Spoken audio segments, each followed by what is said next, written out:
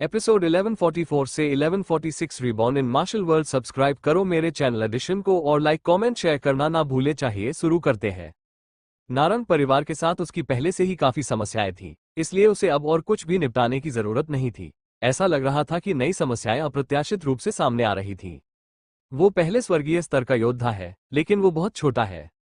कुछ लोगों ने सोचा, हालांकि त्यागराज सिद्दीकी ने तीसरे स्वर्गीय स्तर को तोड़ दिया था, इसलिए वो दक्ष से अधिक शक्तिशाली था। तुम अपने परिवार के लिए मेरी दोस्त का इस्तेमाल करना चाहते हो ताकि उनकी गलतियों के लिए माफी मिल सके। बहुत अच्छा, दक्ष ने कहा, धीरे धीरे आगे बढ़ते हुए और ऊर्जा छोड़ते हुए। केवल एक अवसर, दक्ष ने कहा। फिर दक्ष ने तेज तलवार ऊर्जा जारी की। Slash slash boom. उस तलवार ऊर्जा ने सीटी बजाई और त्यागराज सिद्दीकी की ओर बढ़ी। स्लैश। त्यागराज सिद्दीकी पीछे की ओर भागा। उसे खुद पर डर लगने लगा। उसने न केवल पुष्यंत को नाराज किया था, बल्कि उस युवक को भी नाराज किया था जो गुस्से में दिख रहा था। भाड़ में जाओ, दक्ष ने कहा। काबूम। तलवार ऊर्जा ने त्यागराज सिद्दीकी को पीछे धकेल दिया। सरोजा हैरान थी, उसका मुंह फड़क रहा था। क्या कुनलुन का वह युवक इतना ताकतवर हो गया था? दक्ष ने बूढ़े आदमी की ओर देखा जो दूर चला गया था। फिर दक्ष सरोजा के पास पहुंचा और उसकी तलवार ऊर्जा ने आसानी से उसकी जंजीरें तोड़ दी। क्या तुम ठीक हो? दक्ष ने सरोजा के सिर को सहलाते हुए और शानदार तरीके से मुस्कुराते हुए पूछा। सरोजा चुपचाप उसे देख रही थी। ऐसा लग रहा था कि वह अवाक है। सुविद, जो सरोजा के बगल में था, ने गहरी सांस ली। उसे लगा कि वो कुचला हुआ है। वो उस लड़के जैसा क्यों नहीं था? वो मजबूत क्यों नहीं था? वो उस लड़की की रक्षा क्यों नहीं कर पाया जिससे वो प्यार करता था? सरोजा, तुम्हारा उन लोगों से कोई लेना देना नहीं है, इसलिए मुझे बताओ कि मुझे उनके साथ क्या करना चाहिए। दक्ष ने शांति से कहा। सरोजा ने सुवित और फिर पीछे की भीड़ पर नजर डाली और कहा, सुवित और मैं एक दूसरे को जानते हैं, लेकिन इसका तुमसे कोई लेना देना नहीं है। लेकिन खुद को बचाने के लिए तुमने उसे और मुझे यहाँ जंजीरों में जकड़ लिया और स्वेच्छा से पुष्यंत के सामने झुक गए।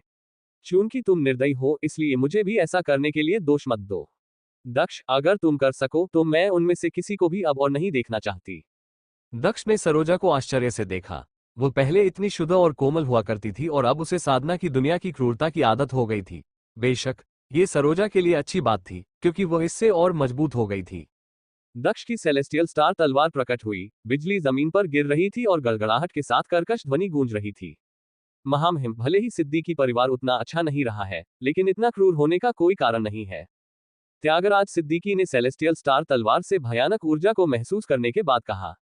मरो, दक्ष ने कहा। स्लैश। सेलेस्टियल स्टार तलवार ने शून्य क्षेत्र ऊर्जा जारी की और बिजली की गति के साथ आगे बढ़ी। चले जाओ, त्यागराज सिद्दीकी ने तलवार की दिशा में हवा में मुक्का मारते हुए चिल्लाते हुए कहा। उसकी तीसरे स्तर की बर्फीली गूढ़ ऊर्जा किसी भी चीज को जमा देने में सक्षम लग रही थी। लेसेरेट, दक्ष ने गुस्से से चिल्लाते हुए कहा। सेलेस्टियल स्टार तलवार की आत्मा संघनित हो गई, जिसका अर्थ था कि दक्ष और उसकी तलवार एकदम सही समलन में थे। सेलेस्टियल स्टार तलवार ने भिनभिनाने वाली आवाजें निकाली और इसकी ऊर्जा सीधे त्यागराज सिद्दीकी पर चली गई। नहीं, त्यागराज सिद्दीकी ने गुस्से से चिल्लाया। उसने अपनी मार्शल स्पिरिट को मुक्त कर दिया, लेकिन सेलेस्टियल स्टार तलवार ने शून्य क्षेत्र की ऊर्जा को मुक्त कर दिया और त्यागराज सिद्दीकी के ऊपर एक छेद दिखाई दिया। तलवार उस छेद से बाहर आई और सीधे उसके सिर की ओर बढ़ी। त्यागराज सिद्दीकी की तुरंत मृत्यु हो गई। उसे उम्मीद थी कि नारंग परिवार के लोग उसे माफ कर देंगे और उसे उम्मीद थी कि सरोजा मर जाएगी। वह केवल आध्यात्मिक स्तर के शीर्ष पर एक योद्धा थी, जो साम्राज्य में वास्तव में निम्न साधना स्तर था, लेकिन उसके मजबूत दोस्त की वजह से उसके पास कोई मौका नहीं था। लोगों के चेहरे पीले पड़ गए जब उन्होंने देखा कि दक्ष ने त्यागराज सिद्दीकी को सीधे मार दिया था। Slash slash slash. Celestial star तलवार आगे बढ़ती रही और एक के बाद एक लोगों को मारती रही। सेलेस्टियल स्टार तलवार आसानी से तीसरे स्वर्गीय स्तर और उससे नीचे के लोगों को मार सकती थी। यह एक नरसंहार था। वो युवक बहुत ताकतवर था। सरोजा को आश्चर्य नहीं हुआ, वो जानती थी कि दक्ष कौन है। उसे आश्चर्य नहीं हुआ कि वो पहले से ही इतना शक्तिशाली हो गया था। सुवित ने जमीन पर बहते खून को देखा और सांस फूला ली। हालांकि वह उन लोगों से नफरत करता था, फिर भी उनका खून एक ही था। उन्हें मरते हुए देखकर उसे दुख हुआ। नारंग परिवार ने कुछ नहीं किया। पुष्यंत ने बस देखा कि दक्ष ने उन लोगों को एक के बाद एक मार डाला। वह ठंडे अंदाज में मुस्कुरा भी रहा था। उसने टेलीपैथी का इस्तेमाल करते हुए अपने पक्ष के दो लोगों से पूछा कि क्या वे दक्ष से निपट सकते हैं। उन्होंने पुष्टि की कि वे कर सकते हैं। आखिरकार वे नारंग परिवार के सबसे मजबूत योद्धा थे।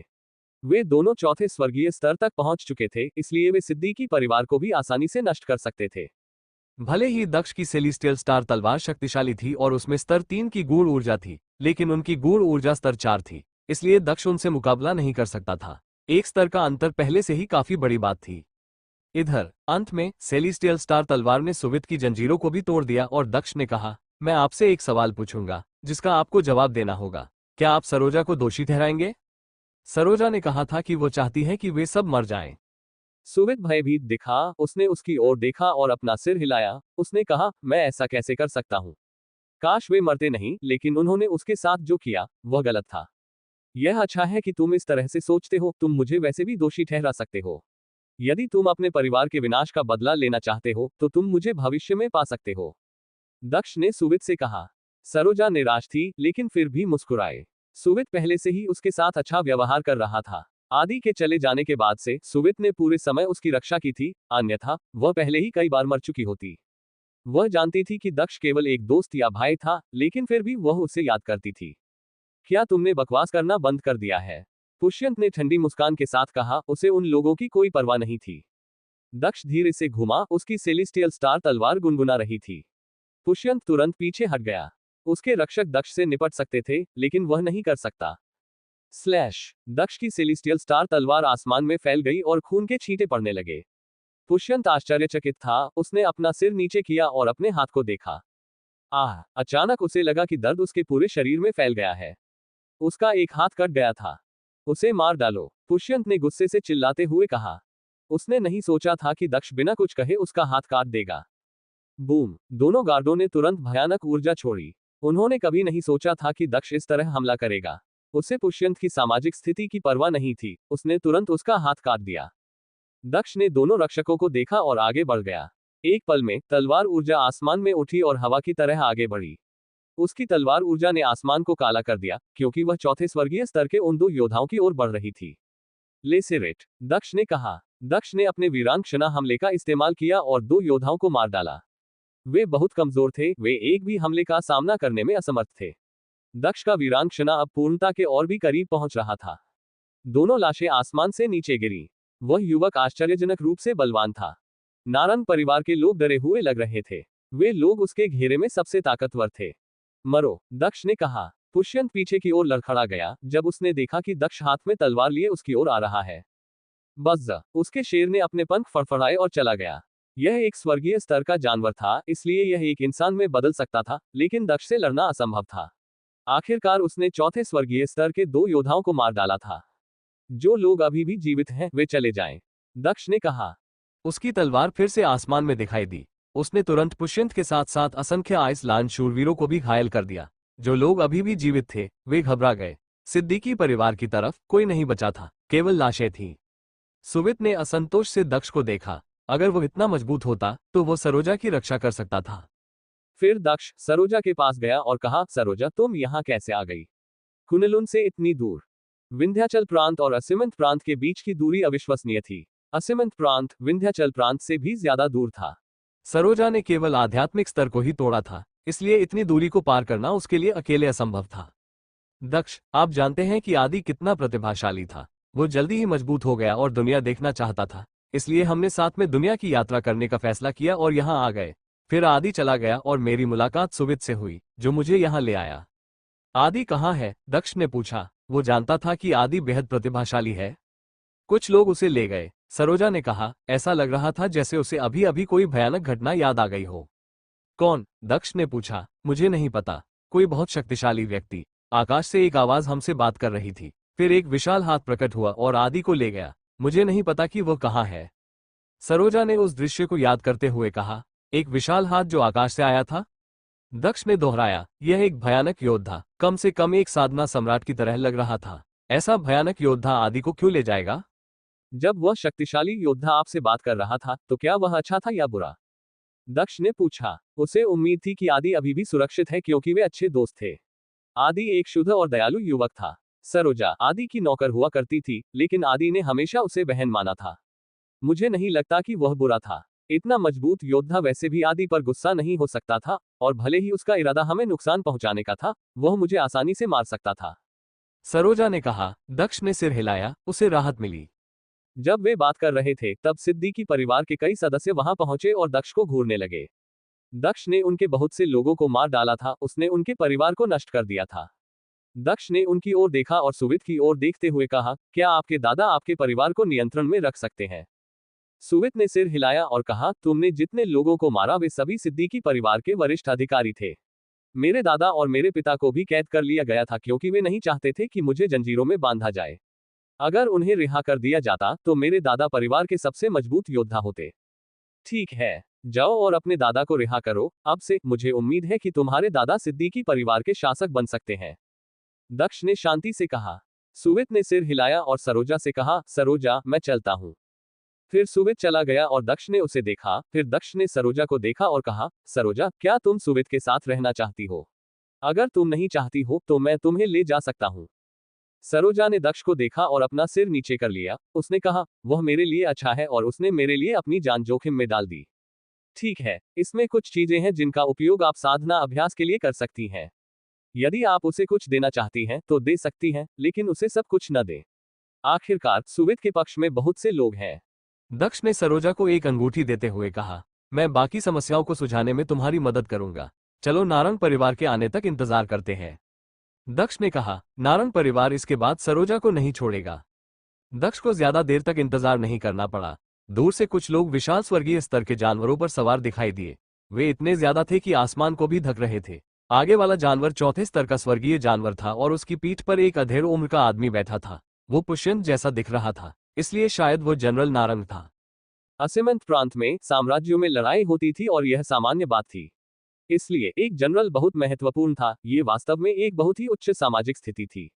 जनरल नारंग आइस माउंटेन साम्राज्य के महान जनरल थे और वे बहुत प्रसिद्ध थे। उन्होंने कुछ सहायकों के साथ 5वें स्वर्गीय स्तर को तोड़ दिया था, जिन्होंने 5वें स्वर्गीय स्तर को भी तोड़ दिया था। दूसरे शब्दों में, सम्राट के अलावा नारंग परिवार आइस माउंटेन साम्राज्य में सबसे शक्तिशाली प्रभावशाली समूह था। इसी समय जनरल नारंग और स्वर्गीय स्तर के जानवर जमीन पर उतरे और भीड़ को घृणा भरी नजर से देखने लगे। दक्ष ने उनकी शक्तिशाली सेना का निरीक्षण करते हुए उनकी ओर देखा।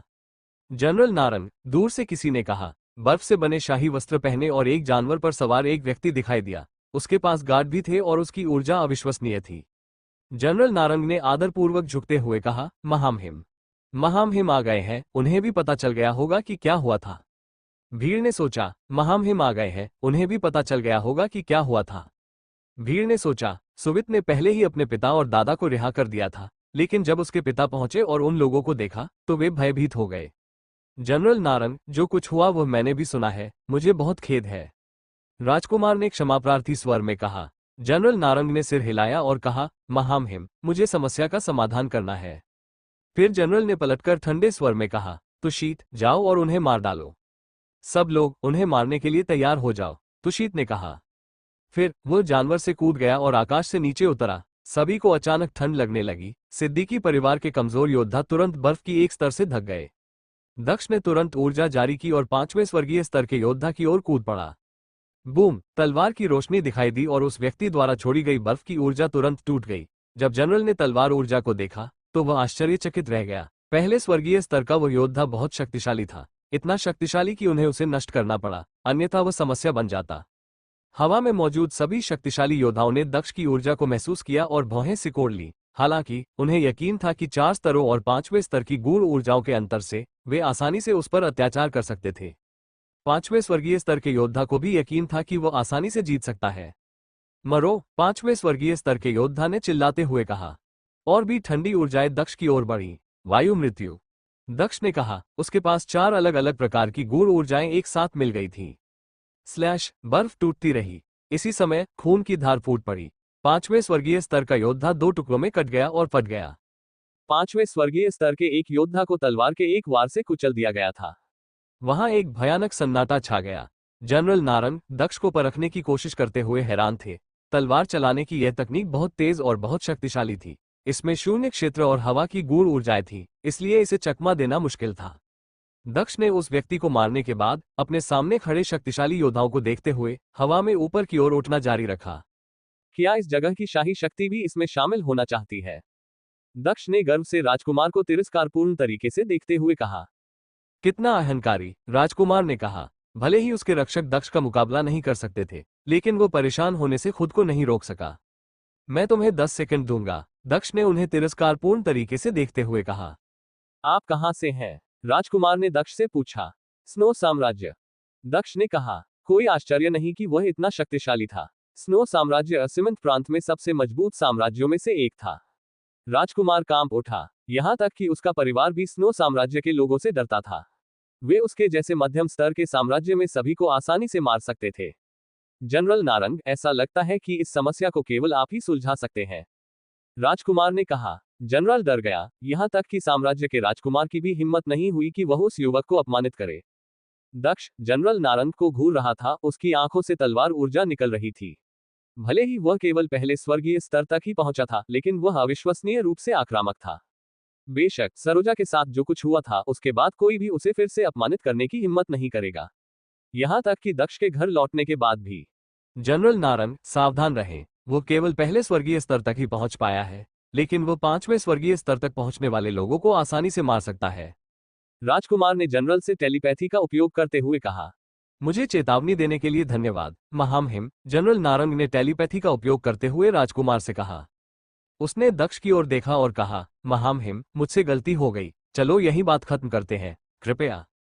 वह आत्मसमर्पण करना चाहता था। वह युवक भयानक है और वह स्नो साम्राज्य से आता है, इसमें कोई आश्चर्य की बात नहीं है कि जनरल नारंग माफी मांग रहा है। यहां तक कि आइस माउंटेन साम्राज्य का शाही परिवार भी उसे अपमानित करने की हिम्मत नहीं करता है।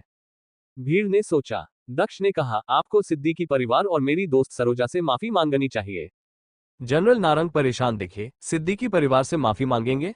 फ्यू, उसने एक गहरी सांस ली, जमीन पर उतरा, सिद्दीकी परिवार और सरोजा को देखा और कहा, मुझे बहुत खेद है कि मेरे परिवार, मेरे बेटे और मैंने आपको नाराज किया। सिद्दीकी परिवार को इस बात पर यकीन नहीं हुआ। पुष्यंत ने उन्हें मौत के घाट उतार दिया था और अब पुष्यंत के पिता, जनरल, उनसे व्यक्तिगत रूप से माफी मांग रहे थे। ये सब उस युवक की वजह से हो रहा था जिसने सिद्दीकी परिवार के सभी वरिष्ठ अधिकारियों को मार डाला था। अब सिद्दीकी परिवार उसकी बदौलत अपनी प्रतिष्ठा वापस पा रहा था। दक्ष ने सरोजा के लिए ये सब किया था। भले ही वह नारंग परिवार को नष्ट कर सकता था, लेकिन उसे इसकी जरूरत नहीं थी। उसे बस जनरल नारंग को यह विश्वास दिलाना था कि सरोजा सुरक्षित रहेगी। जनरल नारंग बाकी सब संभाल सकते थे और अपने परिवार के सदस्यों से कह सकते थे कि वे उससे नाराज न करें। मैं सरोजा के लिए चेतना का एक धागा छोड़ दूंगा। अगर मुझे पता चला कि नारंग परिवार उस पर हमला करना चाहता है, तो मैं तुम्हारे परिवार को नष्ट कर दूंगा। अभी जाओ, दक्ष ने कहा। जनरल नारंग मुड़कर हवा में खड़े हो गए। नारंग परिवार के सदस्य अवाक रह गए। उन्होंने जनरल नारंग का अनुसरण किया, क्योंकि अगर वे रुके तो वे और अधिक सम्मान खो देंगे। जल्द ही मिलते हैं मेरे दोस्त, राजकुमार ने दक्ष से विनम्रता से कहा, और फिर वह चला गया। दक्ष ने भीड़ को जाते हुए देखा और फिर सिद्दीकी परिवार के सदस्यों के सामने भीड़ पर उतरा। सरोजा का इस्तेमाल करने के लिए मुझे आपके साथ क्या करना चाहिए? सुवित, कई लोगों ने सोचा, वे उसकी ओर ऐसे देख रहे थे मानो उससे मदद की भीख मांग रहे हों। सुवित ने दक्ष की ओर देखा और कहा, दोषी लोग पहले ही मर चुके हैं, बाकी लोगों ने कुछ नहीं किया है। क्या आप उन्हें छोड़ सकते हैं? दक्ष ने सुवित को ठंडे अंदाज में देखा और हवा में मुक्का मारा। जमीन में एक विशाल घाटी दिखाई दी। मैं सिद्दीकी परिवार को नष्ट करना चाहता था, लेकिन चूंकि सरोजा और सुवित एक दूसरे के करीब हैं, इसलिए मैं तुम्हें छोड़ दूंगा। अगर किसी ने फिर से सरोजा को अपमानित करने की हिम्मत की, तो मैं सिद्दीकी परिवार को नष्ट कर दूंगा। दक्ष ने कहा। हर कोई डरा हुआ लग रहा था और सरोजा की तरफ देखने की हिम्मत नहीं कर रहा था। सरोजा, मैं तुम्हारे शरीर में चेतना का एक धागा छोड़ दूंगा, दक्ष ने कहा। उसने अपनी ईश्वरीय जागरूकता खोली और एक रोशनी सरोजा की ईश्वरीय चेतना में चली गई। सरोजा, क्या तुम सच में रुकना चाहती हो? दक्ष ने टेलीपैथी का उपयोग करते हुए पूछा। हाँ, मैं यहीं रहूंगी। एक आदमी है जो मुझसे प्यार करता है और मेरी रक्षा करना चाहता है, मेरे लिए यही काफी है, सरोजा ने मुस्कुराते हुए सुवित की तरफ देखते हुए कहा। सुवित समझ गया कि दक्ष उससे पूछ रहा था कि वह रहना चाहती है या जाना चाहती है, इसलिए उसने कहा, मैं वादा करता हूं कि मैं मरते दम तक उसकी देखभाल करूंगा। मैं किसी को फिर से उसे परेशान नहीं करने दूंगा। मुझे तुम पर भरोसा है, दक्ष ने सुवित के कंधे पर थपथपाते हुए कहा। धन्यवाद, सुवित ने सिर हिलाते हुए कहा। फिर उसने कहा, अंदर आइए और बैठिए। हाँ दक्ष, कृपया अंदर आओ, सरोजा ने कहा। लेकिन दक्ष ने अपना सिर हिलाया। उसने सिद्दीकी परिवार के सदस्यों की ओर देखा और उन्हें आखिरी बार धमकी भरी नजर से देखा। नहीं, मैं इधर उधर घूम रहा हूं और सहयोग से ही तुम्हारे बारे में सुना है। अब जब मुझे पता चला है कि तुम यहाँ हो, तो मैं वापस आऊंगा, दक्ष ने मुस्कुराते हुए कहा। उसने सुवित और सरोजा के कंधों को थपथपाया, मुस्कुराया और कहा, अपना ख्याल रखना। फिर वह पलटा और चला गया। सरोजा के पास एक परिवार और एक घर था। दक्ष उसके लिए खुश था। दक्ष, सरोजा ने कहा। दक्ष ने पलटकर उसकी तरफ देखा। वह उसकी तरफ दौड़ी और उसे गले लगा लिया। सरोजा अपने पैर की उंगलियों पर खड़ी थी। जब उसने उसे होठों पर चूमा, फिर वह एक शानदार तरीके से मुस्कुराई, मुड़ी और भाग गई। वे दोनों उस चुंबन को हमेशा याद रखेंगे। अपना ख्याल रखना, दक्ष ने कहा और इस बार मुड़कर चला गया। सरोजा सुवित के पास वापस गई और दक्ष को जाते हुए देखा। उसने कहा, सुवित, दक्ष एक बहुत छोटे देश में मेरा साथी शिष्य हुआ करता था। वह हमेशा बहुत प्रतिभाशाली रहा है और बहुत मजबूत बन गया है। मैंने हमेशा उसे किसी भी चीज से ज्यादा प्यार किया है। मुझे पता है कि आपको ये जानकर दुख हो सकता है, लेकिन अगर मैंने ऐसा नहीं किया होता तो मुझे अपने जीवन के बाकी हिस्सों में इसका पछतावा होता। अब से दक्ष कभी भी मेरे जीवन का हिस्सा नहीं होगा। मैं केवल आपकी पत्नी रहूंगी।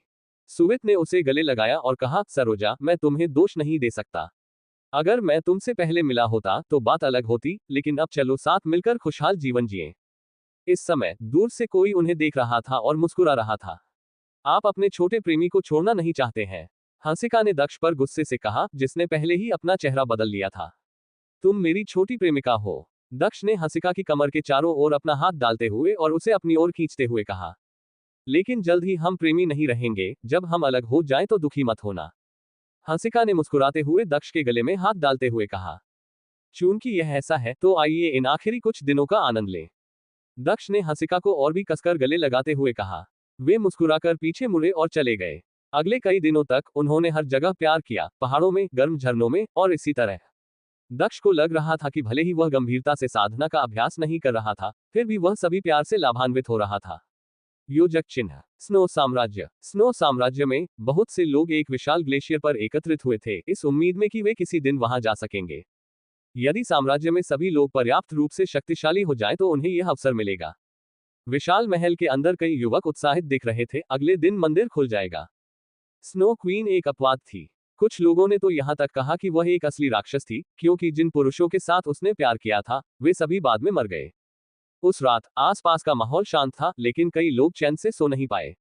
वे मंदिर की तैयारी के लिए साधना कर रहे थे या खजाने इकट्ठा कर रहे थे। मंदिर न केवल खजानों से भरे थे, बल्कि उनमें प्रवेश करने वाले किसी भी व्यक्ति के लिए खतरा भी था। कई लोग मंदिर में प्रवेश करने के बाद कभी बाहर नहीं निकले। इस समय हंसिका के महल के ऊपर दो आकृतियां थीं, जो चुपके से हंसिका के महल में प्रवेश कर रही थी और अपनी ऊर्जा को छिपा रही थी, ताकि कोई उन्हें न देख सके। कल हम स्नो तीर्थस्थल पर जा रहे हैं, मेरे प्रिय। मेरी रक्षा करना। हंसिका ने दक्ष के बगल में अपने नर्म गद्दे पर बैठते हुए कहा। अंदर क्या है? दक्ष ने पूछा। मुझे नहीं पता। पिछली बार जब मंदिर खुला था, जो कि 100 साल पहले था, तब जो लोग बाहर आए थे वे अविश्वसनीय योद्धा और नेता बन गए थे। वे सभी अब कम से कम स्वर्गीय स्तर के सबसे ऊपरी योद्धा हैं। केवल शाही परिवार ही जानता है कि अंदर क्या है, लेकिन स्नो क्वीन ने मुझे इतना कुछ नहीं बताया। हंसिका ने कहा, तुम इतनी बुरी तरह से मंदिर क्यों जाना चाहती हो? दक्ष ने पूछा। ये 12 मंदिर प्राचीन काल से ही अस्तित्व में हैं, और सम्राट इन मंदिरों में प्रवेश नहीं कर सकते। क्या आप कल्पना कर सकते हैं कि किस तरह के लोग वहां जा सकते हैं? हंसिका ने पूछा। तुम राक्षस हो? दक्ष ने कहा। उसने हंसिका को बिस्तर पर फेंक दिया और उसके ऊपर कूद गया। उसने उसे मजबूती से पकड़ते हुए कहा, क्या तुम्हें लगता है कि कोई महान सम्राट या देवता होगा? तुम्हें इस बारे में सोचने की क्या जरूरत है? जब हम अंदर पहुंचेंगे तो हम जान जाएंगे। अभी के लिए मुझे अपनी देवी बना लो, हंसिका ने कहा। फिर दक्ष ने फिर से उससे प्यार करना शुरू कर दिया। यह आखिरी बार हो सकता है जब वे एक साथ प्यार करेंगे। कोई नहीं जानता था कि मंदिर के बाद क्या होगा, और मंदिर के बाद वे विंध्याचल प्रांत वापस चले जाएंगे और 100 दिन बीत जाएंगे। योजक चिन्ह। अगले दिन हर कोई स्नो मंदिर के प्रवेश द्वार पर इंतजार कर रहा था और अंदर के खजाने के बारे में सपने देख रहा था।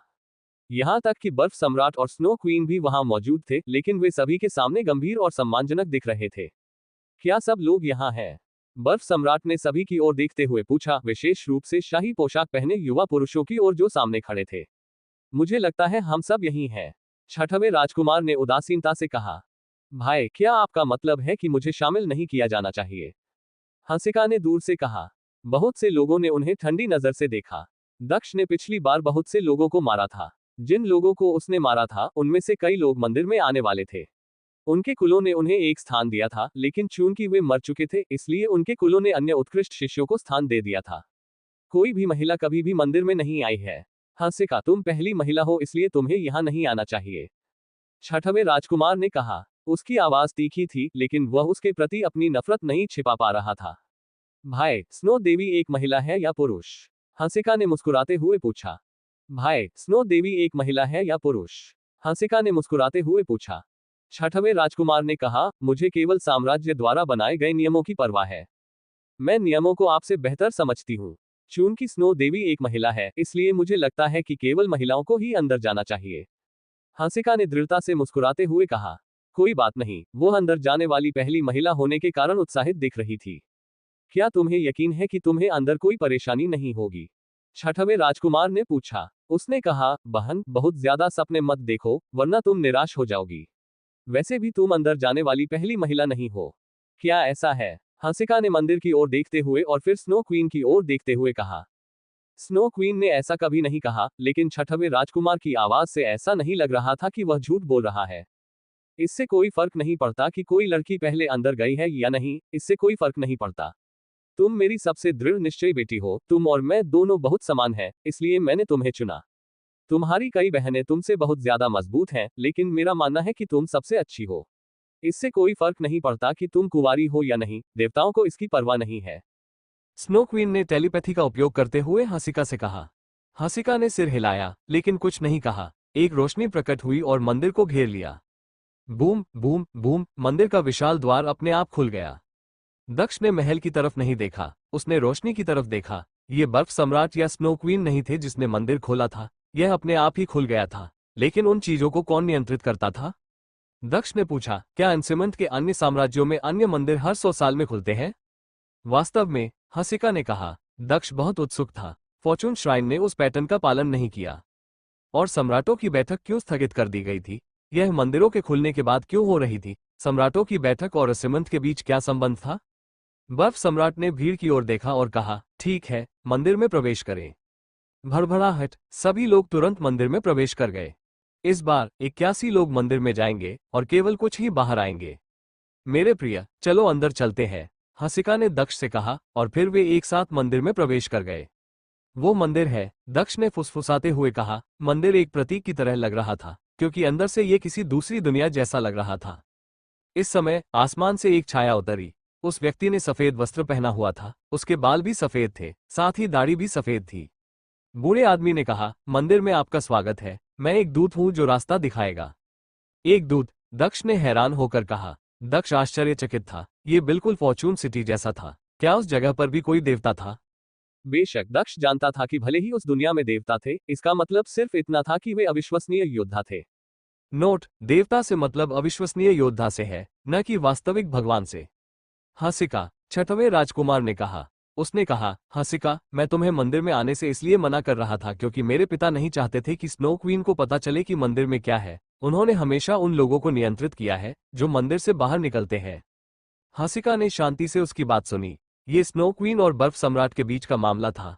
स्नो क्वीन कभी मंदिर में नहीं गई थी, इसलिए वो जानना चाहती थी कि इसमें क्या है, लेकिन बर्फ सम्राट ने उसे अपनी मर्जी से जाने नहीं दिया। यदि हंसिका को मंदिर से कोई ज्ञान प्राप्त होता, तो स्नो क्वीन उसे हंसिका से चुरा लेती, भले ही वो उसकी वास्तविक बेटी ही क्यों ना हो। क्या तुम्हें नहीं लगता कि तुम्हारा जीवन दुखमय है? भले ही तुम एक राजकुमारी हो, लेकिन तुम स्नो क्वीन के मोहरों में से एक हो। छठवें राजकुमार ने मजाक करते हुए कहा, मुझे आपकी राय में कोई दिलचस्पी नहीं है। हंसिका ने कहा, तुम बहुत दुखी हो, मुझे यकीन है कि तुम यहीं मर जाओगी। क्या तुम्हें लगता है कि मैं तुम्हारी परवाह करता हूँ?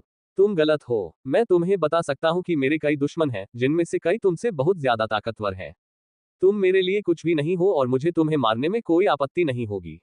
बहुत से लोग तुम्हें मारना चाहते हैं और साथ मिलकर हम स्नो क्वीन को अगले 100 सालों तक ये जानने से रोकेंगे कि अंदर क्या है। छठवें राजकुमार ने कहा। दक्ष को इस बात की परवाह नहीं थी कि छठवें राजकुमार ने क्या कहा, वो बस शांति से सुनता रहा। क्या तुम तीनों मेरी बात सुन रहे हो? दूत ने दक्ष, हंसिका और छठवें राजकुमार से पूछा। फिर उसने बात जारी रखी। मंदिर में 9 मंजिलें थी और वे वर्तमान में पहली मंजिल पर थे। वास्तव में ये पहली दुनिया की तरह था। उन्हें अगली मंजिल पर जाने से पहले कुछ करने में सफल होना था। बेशक, वे सीधे मजबूत लोगों को चुनौती दे सकते थे और वे अगले स्तर पर जा सकते थे। उदाहरण के लिए, अगर वे उन लोगों को चुनौती देते जो उनसे 3 साधना स्तरों से अधिक मजबूत थे, तो वे सीधे चौथी मंजिल पर जा सकते थे। उन्हें उस बूढ़े व्यक्ति को, या अधिक सटीक रूप से कहें तो उसके परिवर्तनों को चुनौती देनी थी। छठवें राजकुमार ने दक्ष और हंसिका की ओर देखते हुए कहा, मैं छठवें स्वर्गीय स्तर के एक योद्धा को चुनौती देना चाहता हूं।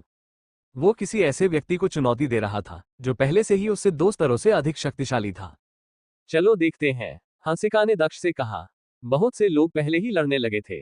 बूढ़ा आदमी एक ही समय में 10 लाख लोगों में बदल सकता था, जिनमें से सभी के पास अलग अलग साधना स्तर थे। पहले चुनौती देने वाले बर्फ सम्राट के बेटे थे, जिनमें छठवां राजकुमार भी शामिल था। वे सभी अविश्वसनीय रूप से मजबूत थे और उन्हें मंदिर के नियम पहले से ही पता थे। इसलिए उन्हें पता था कि वहां क्या करना है। जैसा कि अपेक्षित था, चारों राजकुमारों ने अपने विरोधियों के खिलाफ जीत हासिल की। बूढ़े व्यक्ति ने अपना हाथ हिलाया और उन्हें दूसरी जगह टेलीपोर्ट कर दिया गया। जितनी जल्दी वे अपने विरोधियों को हराते, उतनी ही जल्दी वे अगले क्षेत्र में जा सकते थे। छठवां राजकुमार एक शक्तिशाली योद्धा है। उसने पहले ही उस दूत को हरा दिया है जिसकी ताकत छठवें स्वर्गीय स्तर के शीर्ष पर थी। और आप अपने प्रतिद्वंद्वी के लिए कौन सी साधना स्तर चुनेंगी? दक्ष ने पूछा। 5वां साधना स्तर, हंसिका ने कहा। वो दूसरे स्वर्गीय स्तर तक पहुंच चुकी थी, इसलिए अगर वो 5वें स्वर्गीय स्तर के योद्धा को हरा देती तो वो चौथी मंजिल पर जा सकती थी। ठीक है, मैं तुम्हारे साथ रहूंगा, इसलिए मैं चौथे स्वर्गीय स्तर के एक योद्धा को चुनौती दूंगा। दक्ष ने कहा। धन्यवाद मेरे प्रिय, हंसिका ने मुस्कुराते हुए कहा, फिर दूत के पास चली गई। श्रीमान, 5वां स्वर्गीय स्तर, हंसिका ने कहा। दूत ने सिर हिलाया और अपना रूप बदल लिया। जाओ, हंसिका ने चिल्लाते हुए दूत पर जल ऊर्जा छोड़ी, जिसमें पवित्र निशान थे। स्तर 6 गूढ़ ऊर्जा, दक्ष ने मुस्कुराते हुए कहा। दक्ष को राहत मिली जब उसने देखा कि वो कितनी मजबूत थी। वो दूत के पास गया और कहा, चौथा स्वर्गीय स्तर, कृपया। ठीक है, दूत ने सिर हिलाते हुए कहा और चौथे स्वर्गीय स्तर के योद्धा में बदल गया।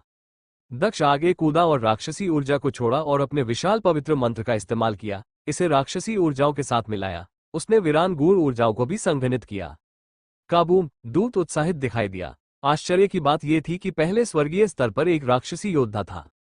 बुरा नहीं, दूत ने मुस्कुराते हुए कहा। उसने बर्फ और पानी की गूढ़ ऊर्जाएं छोड़ी, जिससे दक्ष को लगा कि वह जम जाएगा। बस इतना ही, दक्ष ने मुस्कुराते हुए कहा। मेरे प्यार, हमें जाना चाहिए। हंसिका ने दक्ष से कहा, फिर उसने अपने प्रतिद्वंद्वी को नष्ट कर दिया। मैं समझ गया, दक्ष ने कहा। कितना घमंडी छोटा लड़का है। दूत ने कहा, जो दक्ष से लड़ रहा था। कितना शक्तिशाली। दक्ष ने व्यंग्यात्मक लहजे में कहा। दूत अगर चाहता तो दक्ष को आसानी से मार सकता था, लेकिन वह नियमों से बंधा रहा। मर जाओ, दक्ष ने कहा। दक्ष की आंखें काली हो गईं क्योंकि उसने राक्षसी ऊर्जा और इरादे जारी किए, जिसने तुरंत दूत के दृढ़ संकल्प को नष्ट कर दिया। दक्ष ने फिर उसके सिर पर मुक्का मारा और वह फट गया। हाँ, बुरा नहीं है, दूत ने हंसते हुए कहा। शुभकामनाएं। दूत ने कहा। फिर उसने अपना हाथ हिलाया और दक्ष और हंसिका गायब हो गए। दक्ष और हंसिका शून्य क्षेत्र से गुजरते हुए शीघ्रता से दूसरे क्षेत्र में पहुंच गए। उन्हें एहसास हुआ कि वे वहां अकेले नहीं थे, वहां पहले से ही बहुत से लोग मौजूद थे। ये कैसे हुआ? दक्ष ने कहा। दक्ष हैरान था। समस्या यह नहीं थी कि वहां दूसरे लोग भी थे, समस्या यह थी कि वहां 80 से ज्यादा लोग थे, इसलिए यहां जितने लोग थे उससे ज्यादा लोग थे। असिमंथ में 12 उच्च स्तरीय साम्राज्य थे और प्रत्येक साम्राज्य में एक तीर्थस्थल था। दक्ष और हंसिका छठवें राजकुमार के शब्दों को याद किए बिना नहीं रह सके। हंसिका मंदिर में जाने वाली पहली लड़की नहीं थी। उसने कई दुश्मनों के होने के बारे में भी कुछ कहा था। शायद बर्फ सम्राट ने उन्हें कुछ रहस्य बताए थे कि क्या उम्मीद करनी है। दक्ष ने चारों ओर नजर घुमाए और एक लड़की को देखा जो बेहद खूबसूरत लग रही थी और जिसकी ऊर्जा असाधारण थी। वह एक बर्फ साधना करने वाली थी। वे सभी लोग भी चौथी मंजिल पर हैं, जिसका मतलब है कि वे अपने से 3 मजबूत साधना स्तरों से लोगों को हरा सकते हैं। दक्ष ने आश्चर्य से कहा। विंध्याचल प्रांत या असिमंथ में जो लोग अपने से 3 मजबूत साधना स्तरों से लोगों को हरा सकते थे, वे दुर्लभ थे। कुछ लोग तीसरे स्वर्गीय स्तर तक पहुंच गए थे। जिस लड़की को दक्ष देख रहा था उसने काले कपड़े पहने हुए थे और चौथे स्वर्गीय स्तर तक पहुंच गई थी। मेरे प्यारे, यहाँ सावधान रहना। 5वीं मंजिल और भी डरावनी होगी। यहाँ के कुछ लोग तो सीधे 6वीं मंजिल पर चले जाएंगे।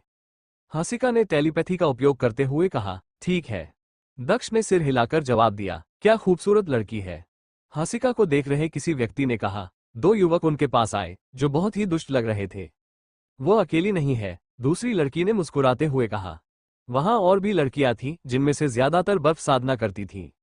दक्ष ने भौहें सिकोड़ी। वे केवल दूसरे स्वर्गीय स्तर तक ही पहुंचे थे।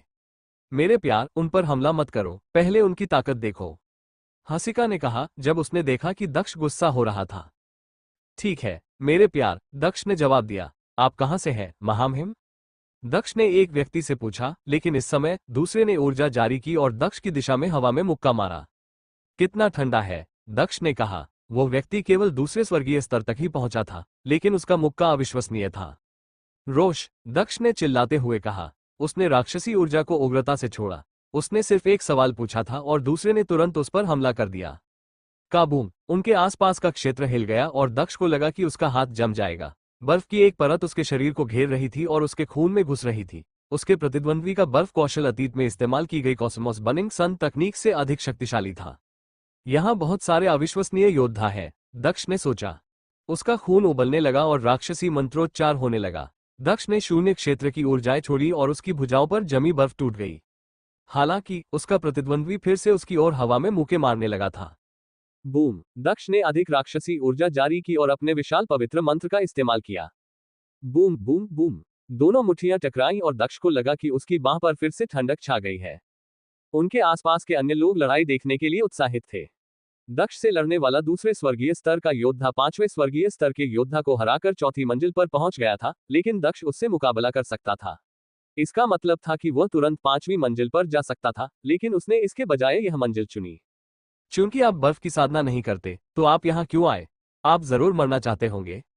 दक्ष के प्रतिद्वंद्वी ने कहा, मर जाओ। दक्ष ने इसी समय चिल्लाते हुए कहा।